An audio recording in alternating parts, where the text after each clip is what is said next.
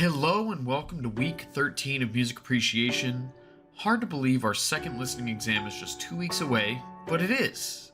The study guide will be posted by Friday of this week, and the review video will be up early next week to give you as much opportunity to interact with the content as possible. As a reminder, the video will be taken down the night before the exam at midnight, so be sure you have watched by November 29th to get help with the study guide answers. This week we focus on yet another subsect of the modern era, the indeterminist movement led by John Cage. His music may be some of the least relatable content you can find, but it is incredibly innovative and an interesting expansion of perception. Before we jump in, let's review the different movements that we have discussed and the composers associated with those movements so far. First, we had Charles Ives, a leader of the Expressionist movement. Next, we had Arnold Schoenberg with the Serialist movement and the creator of the 12-tone system.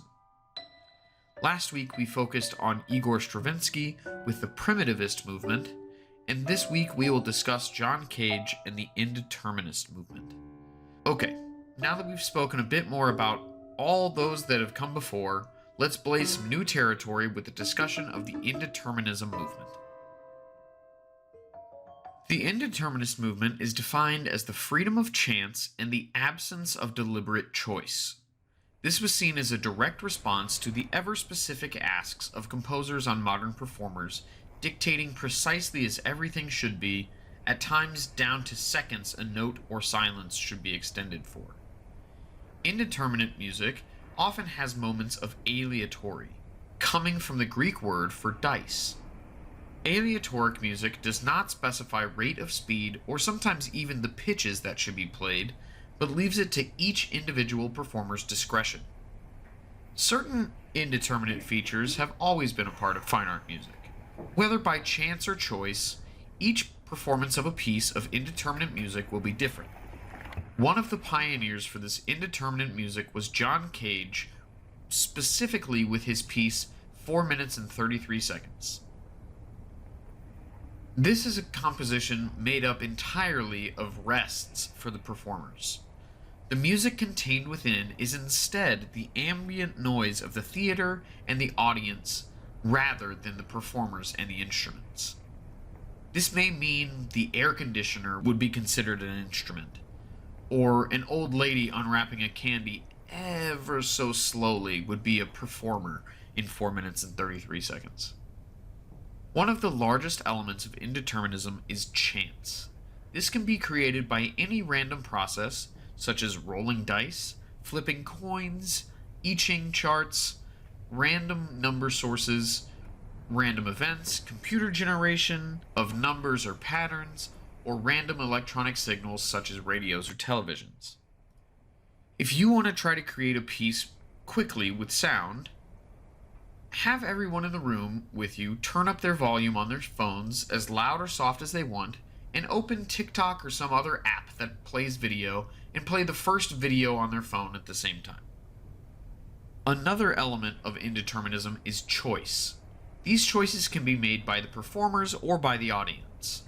The composer can provide written instructions to provide choices, or they can provide graphic symbols for the performer to interpret. For each piece, the composer has the following materials to be selected either by chance or choice: pitch or pitch class, rhythms, tempi, rests, timbral devices, form, medium, and expressive devices.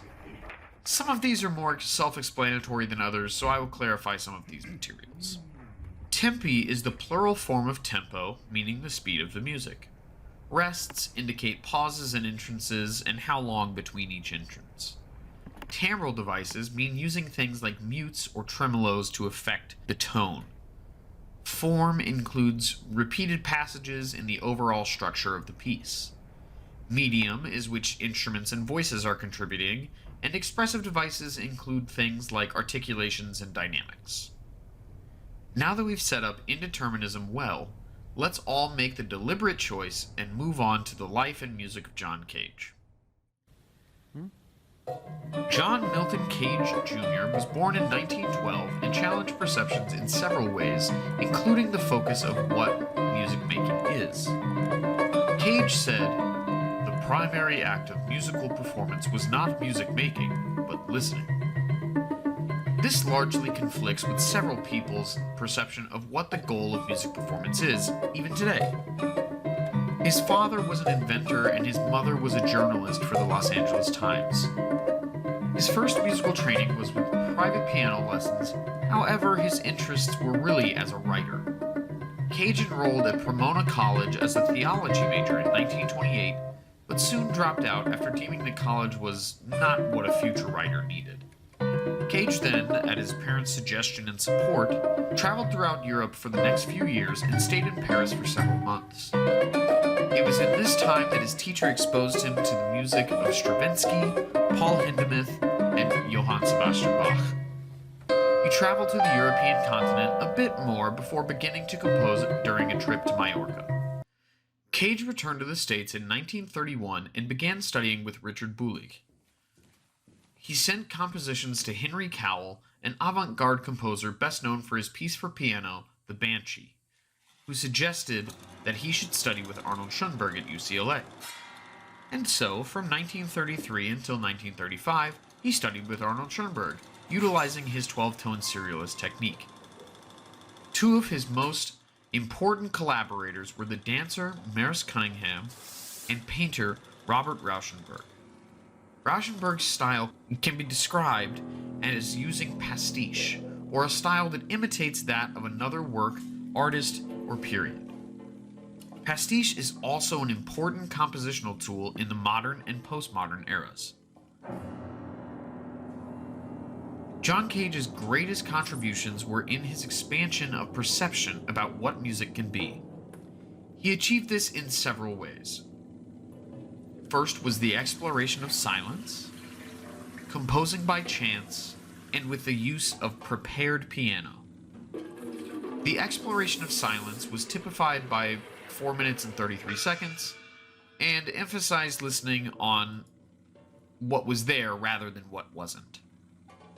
Composing by chance would become the indeterminist movement, and began by using the I Ching Book of Divination from Chinese traditions. The prepared piano may be his greatest deliberate invention. This is a specific alteration of a piano by adding screws, bolts, and other objects into the body of the piano in order to create percussive and otherworldly sounds. The chart you see here was known as an I Ching chart and was first used by John Cage to create order to the chaos of chance in the earliest stages of the indeterminate writing style. Next, you can see the additions of a prepared piano and the specific notes of where to place each item and what kind of item was needed in order to prepare it correctly. Our two pieces for this week focus on the use of prepared piano and the indeterminist style of composition. The first is Sonata No. 5 from his Sonatas and Interludes, and features a pianist playing a prepared piano. See if you can hear the peculiar sounds of the prepared piano. The second is Water Walk, and truly sought to expand the definition of what an instrument was and how far the envelopes of musical sound could be taken. He utilizes instruments in this piece such as a blender and a rubber duck. And that's everything for this week. I hope you approach this music with an open mind and understand that he was not trying to create anything specifically, and certainly not any toe-tapping music. Get your assignments in, and I will see you next time. Have a good week.